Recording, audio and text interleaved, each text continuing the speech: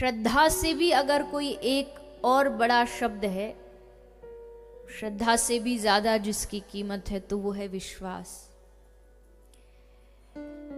क्योंकि श्रद्धा गुण देखती है। मतलब किसी में जरा सा अवगुण दिखा तो हम कहते हैं कि मेरी श्रद्धा वहां से हट गई। तो श्रद्धा गुण और अवगुण देखती है, पर विश्वास ये सब नहीं देखता है। विश्वास में उनके भीतर कितने भी अवगुण हो, लेकिन हमें उससे कोई फर्क नहीं पड़ेगा, क्योंकि हमें उन पर विश्वास है, हमें उन पर भरोसा है। और चाहे वो भागवत के माध्यम से हम ध्रुव की कथा सुने, प्रहलाद की सुने, जड़ भरत जी की सुने, इन सब की कथाओं से पता लगता भक्ति का एक दूसरा नाम है दृढ़ निश्चय। दृढ़ निश्चय मतलब भक्ति में 50-50 का कोई सिस्टम नहीं है। ये मिल जाए तो भी ठीक, न मिले तो भी ठीक, भजन किया मन किया तो भी ठीक, न किया तो भी ठीक। यहां दृढ़ निश्चय मतलब यहां पहली बात तो पूरा भरोसा हो, दूसरा अनकंडीशनल सरेंडर हो।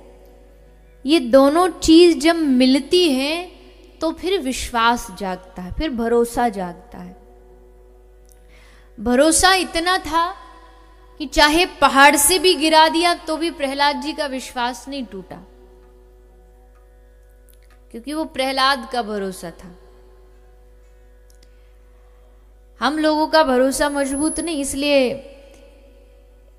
मंदिर का दिया भी अगर बुझ जाए तो उसी में हमारा भरोसा डगमगा जाता है कि आज कुछ गड़बड़ होने वाली।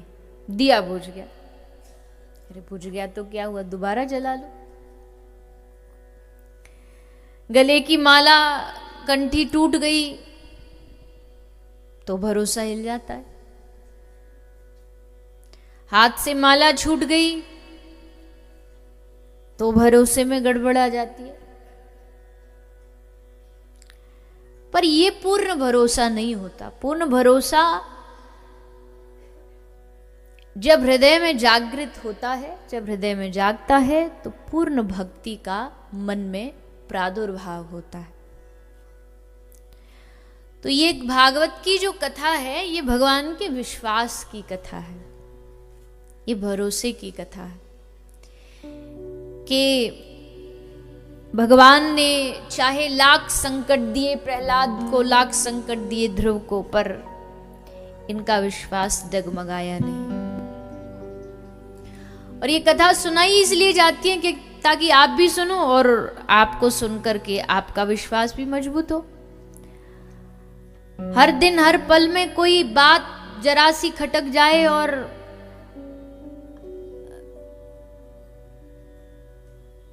भगवान की परीक्षा लेने चल पड़ो,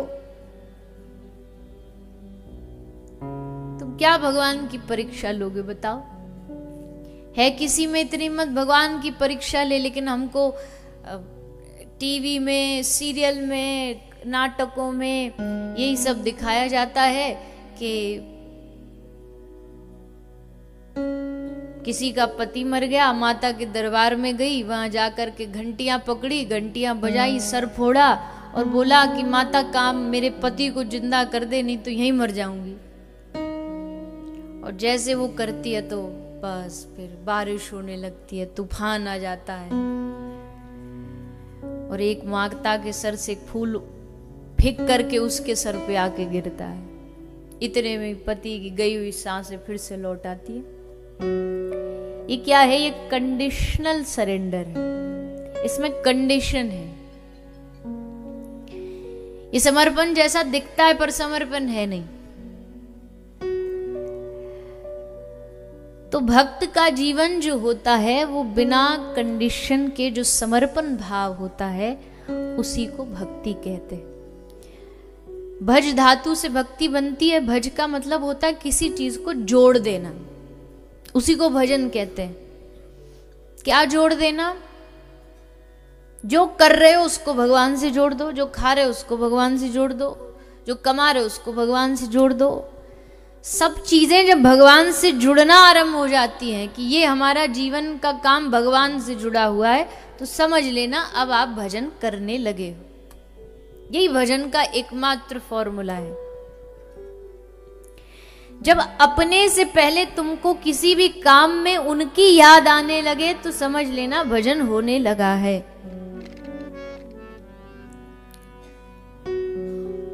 भक्ति का यही एकमात्र जांचने का तरीका है। और तो कोई बाजार में, मार्केट में कोई यंत्र तो मिलता नहीं जिससे भक्ति को नापा जा सके।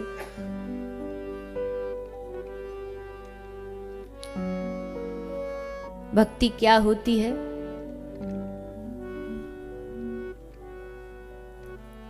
कि जहां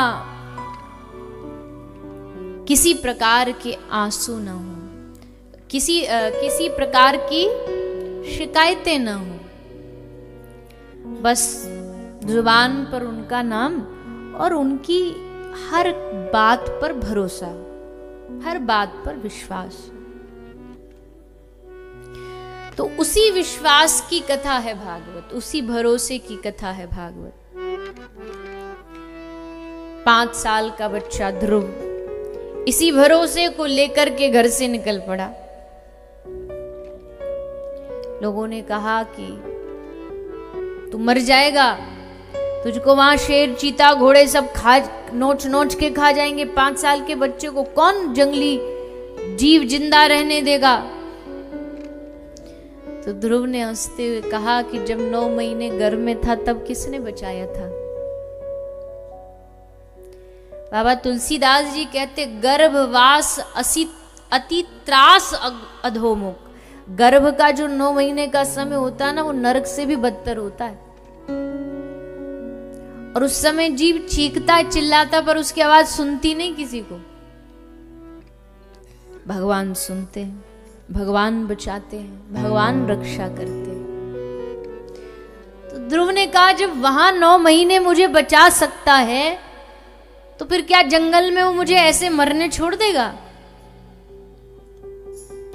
मुझे उस पर भरोसा है, मुझे उस पर विश्वास है। विश्वास आते ही जीवन में बहुत आधी से ज्यादा हमारे जीवन की टेंशन खत्म हो जाएंगी जिस दिन ये विश्वास आ गया जीवन में। देखो, एक छोटा सा बच्चा जो होता है ना, 2-4 महीने का, उसको उसका पिता, उसकी माँ उसको पकड़ पकड़ के ऐसे उछालते हैं, हवा में पकड़ के ऐसे उछाला। और उस बच्चे को अगर देखा जाए तो डरना चाहिए कि भैया जरा सा हाथ हटाए नहीं तो हम धड़ाम से जा गिरेंगे नीचे। पर वो डरता नहीं है, वो खिलखिला के हंसता रहता है। उसको ऊपर उछालते हैं और वो बड़ी जोर से ठाके मार के हंसता है। उसकी उस मुस्कुराहट में, उस हंसी में उसका भरोसा दिखाई देता है। उसको भरोसा होता है कि गिर तो तू सकता ही नहीं, नीचे तेरा पिता खड़ा है तुझे संभालने के लिए। इसलिए हवा में लटका हुआ भी हंस रहा है। जीवन में परेशानियां किसके नहीं है बताइए? यहां कोई ऐसा है जो जीवन में परेशानियों से मुक्त हो तो बताइए। उसको तो यहां बैठना चाहिए, फिर सिंहासन पे विराजमान होना चाहिए। छोटे की छोटी परेशानी, बच्चा हो तो उसके नंबरों की परेशानी, पढ़ाई की परेशानी, नेक्स्ट सा बड़ा हो गया तो नौकरी की परेशानी, नेक्स्ट सा और बड़ा हो गया तो ब्याह की परेशानी, ब्याह जैसे तैसे सही निपट गया बच्चों की परेशानी, बच्चों की जीवन बनाने की परेशानी, अब उनके ब्याह की परेशानी, और अंत तक चलते चलते चलते चलते ये परेशानियों से जीव कभी मुक्त नहीं होता, कभी मुक्त नहीं होता। तो परेशानियां तो देखो रहेंगी रहेंगी, पर उस बच्चे की तरह थोड़ा निश्चिंत बना जा सकता है, बस इतना सा भरोसा लेकर के कि वो है बैठा मुझे संभालने के लिए। वो संभाल लेगा तो फिर गिरने का कोई प्रश्न ही नहीं है, गिरने का कोई, गिरेंगे भी तो भरोसे के साथ गिरोगे भी तो गिरते हुए लगेगा कि अब मरे, और आंख खोल के देखोगे तो ठाकुर जी की गोद में बैठे होगे और वो हाथ पकड़ करके सहला रहे हैं।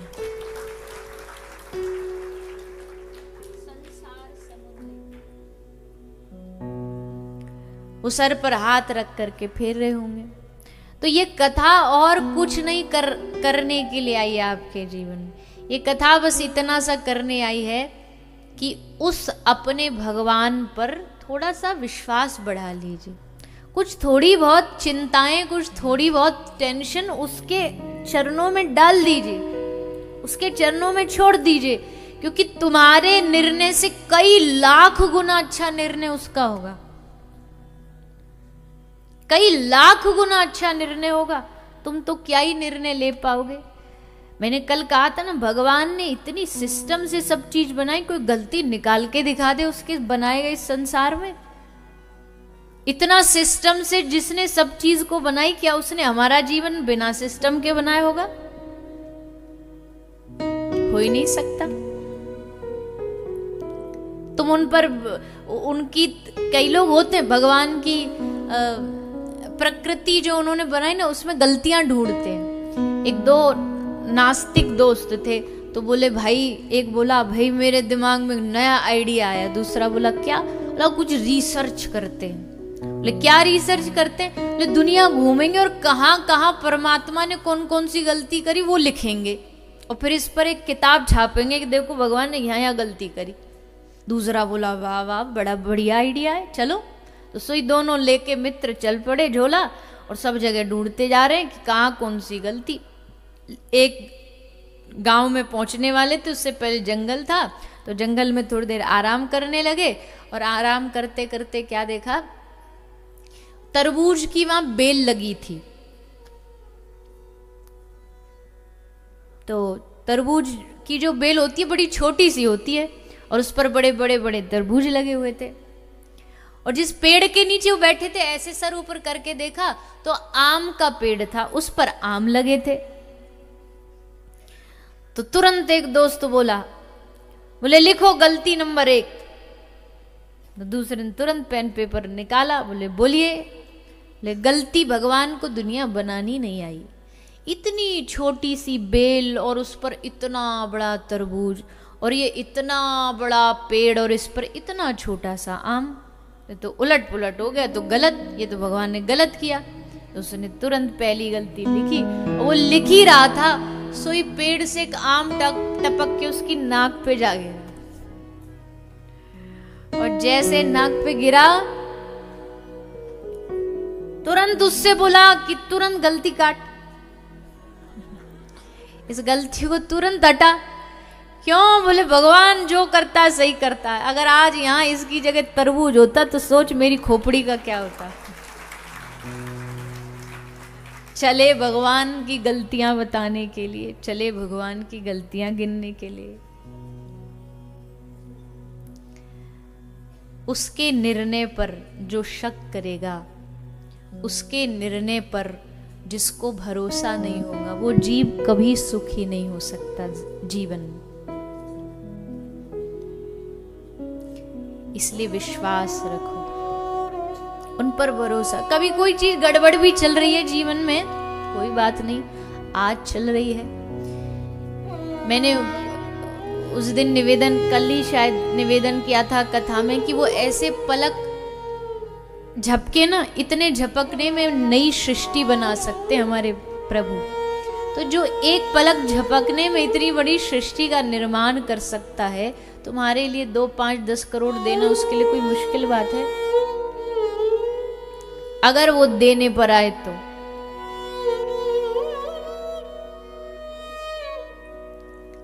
पर हम भरोसा रखते नहीं। भरोसा वैसा होना चाहिए व्यक्ति को जैसे एक नाव वाले के चप्पू पर।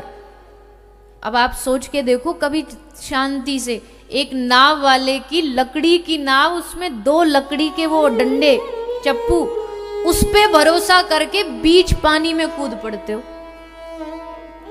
क्या एक लकड़ी पे इतना भरोसा है कि ये हमको पार उतार देगी?